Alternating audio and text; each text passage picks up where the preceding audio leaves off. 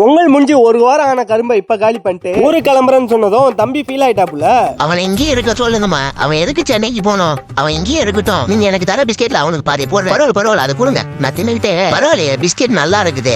ஐயோ ஆமால நம்ம ஃபீல் பண்ணோம்ல. நீ நல்லா ஃபீல் பண்றடா. பிஸ்கெட் தின்னுட்டு நான் ஊருக்கு போறத ரசிச்சிட்டு இருக்க தானே? அப்படிலாம் இல்லடா அண்ணா பையில பாத்து போயிட்டு வாடா ஊருக்கு. சரி சரி டாட்டா. அம்மாவை பாத்துக்கோ. யாராவது வந்தா கொலைச்சு மானத்தை காப்பாத்துறா. நீ கொலைக்காம சோம்பேறியா இருக்கன்னு சொல்லுங்கிறாங்க. அப்புறம் என்ன கொஞ்சம் வருத்தத்தோட ஊருக்கு கிளம்ப வேண்டியது. அங்க பாத்தீங்களா மேல இருந்து எப்படி டாட்டா சொல்லுங்கிறான்னு. பாவமா நான் இல்லனாலே ரொம்ப வருத்தப்படுவான் போல. தனியாவே இருப்பானாமா.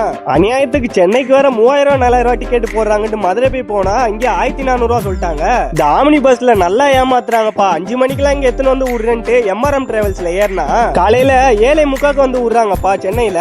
ஆனா ரொம்ப ஒஸ்ட் டிராவல் தான் நான் சொல்லுவேன். ஆமினி பஸ்ல இவ்வளவுதான் அவ்வளவுதான் ரேட் சொல்லுவாங்க. சத்தியமா நம்பி ஏறிடாதீங்க, வேஸ்ட்.